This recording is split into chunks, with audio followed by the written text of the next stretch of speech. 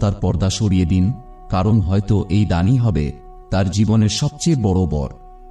চতুর্থ পুণ্য কর্ম হল সততার সঙ্গে উপার্জিত অর্থ এবং ধর্মের অনুসরণ।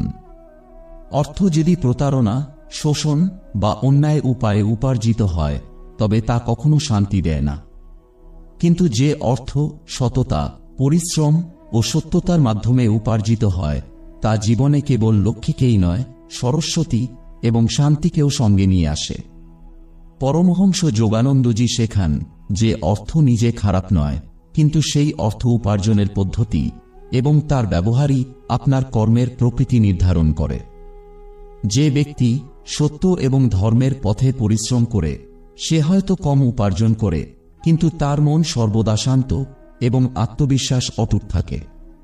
আজকের পৃথিবীতে যেখানে লোভ, প্রতারণা ও ভণ্ডামি সর্বত্র, সেখানে সততা এক বিরল গুণ হয়ে উঠেছে। কিন্তু এই সততাই হল আত্মার গভীরতম সম্পদ। যখন আপনি কাউকে প্রতারণা করেন না, কর ফাঁকি দেন না, অন্যের অধিকার কেড়ে নেন না, তখন আপনার কর্ম এতটাই পবিত্র হয়ে ওঠে যে ঈশ্বরের কৃপা বিনা ডাকেই চলে আসে। যোগানন্দজি আমাদের স্মরণ করিয়ে দেন যে কেবল অর্থ উপার্জনই যথেষ্ট নয়, বরং সেই অর্থ ধর্মমতে ব্যয় করাও ততটাই গুরুত্বপূর্ণ। যদি আপনি আপনার বাবা মা, গুরু, সমাজ ও প্রয়োজনীয় মানুষদের কথা মাথায় রেখে অর্থ ব্যয় করেন তবে সেই অর্থ পুণ্যে পরিণত হয়। আর ধর্ম পালন শুধুমাত্র পূজা নয়, ধর্ম পালন হল সত্য বলা, দয়া রাখা, ন্যায়ের পাশে দাঁড়ানো এবং সেবাকে জীবনের অঙ্গ করে তোলা। যখন আপনি এই দুইটি বিষয়কে জীবনের মূলনীতি করে তোলেন, সততার সঙ্গে অর্থ উপার্জন এবং ধর্ম অনুযায়ী জীবনযাপন, তখন আপনার জীবন শুধু সফল নয়, বরং পুণ্যময়, অর্থবান এবং ঈশ্বরের দিকে অগ্রসর হয়ে ওঠে।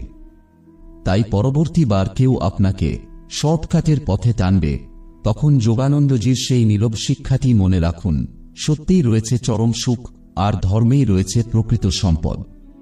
পঞ্চম পুণ্য কর্ম হল অন্যের উন্নতিতে সহায়ক হওয়া, যেখান থেকে প্রকৃত সম্পদের বৃষ্টি হয়।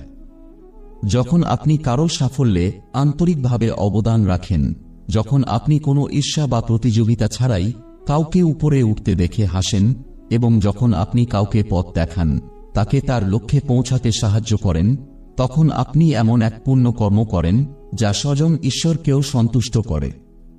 পরমহংস যোগানন্দজি বলতেন, সত্যিকারের আধ্যাত্মিক ব্যক্তি একমাত্র সেই হয় যে শুধু নিজেই উপরে উঠতে চায় না, বরং অন্যদেরও তুলে নিতে চায়।